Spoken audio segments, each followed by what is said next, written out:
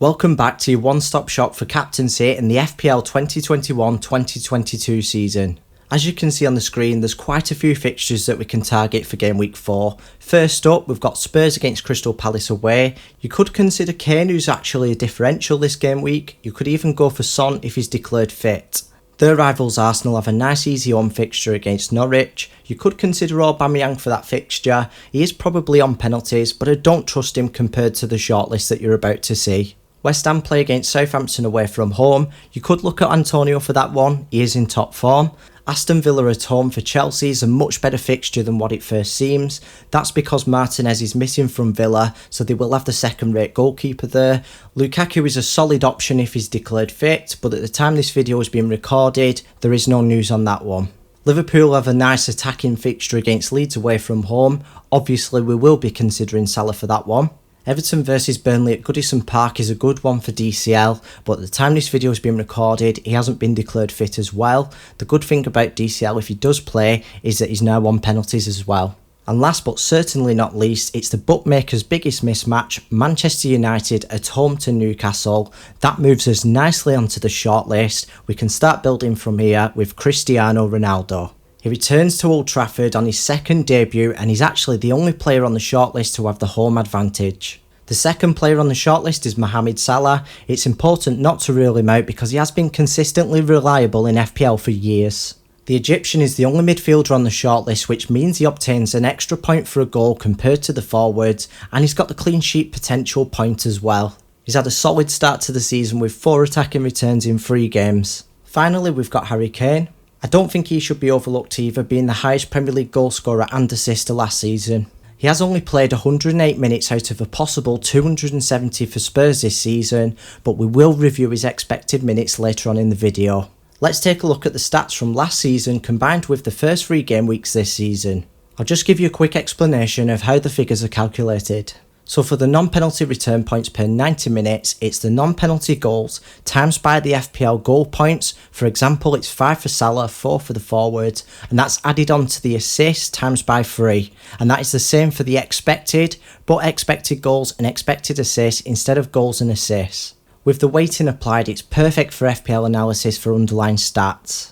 You're probably wondering why I've got the data for Ronaldo if he didn't play in the Premier League last season.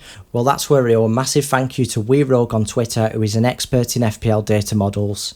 We converted Ronaldo's Italian league numbers with a 0.88 multiplier for Premier League comparison. This is because the Premier League is more difficult by around about 12% from an attacking perspective. Anyway, now that's cleared up, we can dissect the data. Kane has the highest return points per 90 minutes, but the lowest expected figure, which is actually the least promising. He's really been overperforming his underlying stats. His assists are double his expected assists. He's been clinical, which is the same as Ronaldo. Salah's not quite on that level from open play. Ronaldo still has competitive numbers even after deducting 12%. I'm not saying he will due to recent seasons, but scientifically speaking and statistically speaking, his stats should regress this season. The first half of last season he was 35, and the second half of this season he will be 37, but it is Ronaldo, he could continue to beat the odds, we'll see. Believe it or not, Ronaldo only obtained 2 official assists in the Italian league last season. He did actually get a fantasy assist as well, which has been included, but that just goes to show how good his goal scoring record has been. If we average out the return points per 90 minutes with the expected return points per 90 minutes, Kane and Ronaldo are level with 3.05, Salah's 0.1 behind with 2.95, but there is no clear winner. It's too close because Salah's got the most promising underlying stats. Moving on to the set pieces, I'd say there's just under 100% chance of Kane or Salah taking a penalty if they are on the pitch. As for Ronaldo, let me explain the question mark. It doesn't necessarily mean a 50-50 chance. I'm about 80 to 90% sure that he will take them. He's got the experience of 167 penalties in his career. He's faced quite a few tough goalkeepers. He's took a handful under high pressure, and Bruno has a more passive attitude as well. But on the flip side to that, I'd say Bruno has around about a 10 to 20% chance because he's got one of the best penalty records in the world. He's got over a 93% conversion rate from 45 penalties, which is a large enough sample size to compare. Ronaldo's is 83%, which is still good. Looking at it, a penalty at this professional level is 0.76 xg, which means Ronaldo is still 7% above the threshold. There's far too much data to analyse if we want to conclude who the best penalty taker is. You'd have to include other players to compare with, goalkeeper records, probability, you'd even have to apply weighting to the recent data, etc. A conclusion that we can come to is that Ronaldo is probably on penalties for United, who have been awarded by far the most pens in the last few seasons in the Premier League. Looking at the free kicks and corners, all of the players are on direct free kicks. Salah's a bit less because there's Trent Alexander-Arnold for Liverpool. As for indirect free kicks and corners, Kane and Salah haven't been taking them. I expect the same from Ronaldo because he is an aerial threat in the box. Yet again, there is no clear winner. You've got the United penalty taker who's valued higher, but he's at a slight higher risk. They all have the same free kick duties. Salah's probably a little bit less, so I'd class him as the loser for the set pieces, but only by a fraction. He has been neck and neck overall at this stage, but I think the next few sections will help. Let's take a look at the probability, which is based on the assumption that each player plays 90 minutes. We will review the expected minutes later on in the video. Ronaldo's got the highest anytime goalscorer odds with 63%, Kane is 16% behind, and Salah's 20% behind Ronaldo.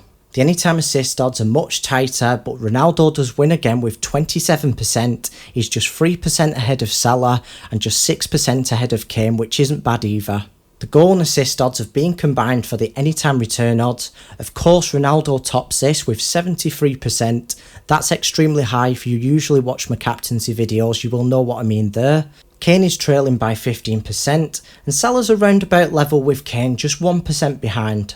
Ronaldo is the undisputed winner for the probability. The points projections also add to his case. He's got an 8.1 points projection with Fantasy Football Hub. He wins that by 1.2. He's also got the highest Fantasy Football fixed points projection with 7.6, and he wins that by 1.6. That's a consecutive win for Ronaldo. Comparing the opposition's defence, Salah's opponents Leeds have the worst expected goals conceded per 90 minutes with 1.7, Ronaldo's opponents Newcastle and Kane's opponents Crystal Palace are level with 1.5, those teams compensate with the worst goals conceded per 90 minutes figure of 1.7, and Leeds have theirs as 1.5, which makes it an average of 1.6 overall if you combine the stats. To be fair, the expected stats are more efficient at predicting future goals conceded than actual goals conceded themselves, so Salah's the winner on that one, but only by a small margin. Leeds are more than twice as likely to keep a clean sheet than Newcastle, and Crystal Palace are more than 3 times more likely. Obviously, all three of these players play for teams where they've got a good attacking threat, so it is probably down to United's home advantage. This provides more justification for Ronaldo. Before we come to a conclusion, let's carry out a quick risk assessment. All 3 players on the shortlist played 90 minutes in the international break. Ronaldo and Salah benefit from a week or so's worth of rest, whereas Kane played a full England match 2.5 days before his fixture, which is not ideal. But Kane still does have the joint highest expected minutes with Salah. Ronaldo is only 4 expected minutes behind.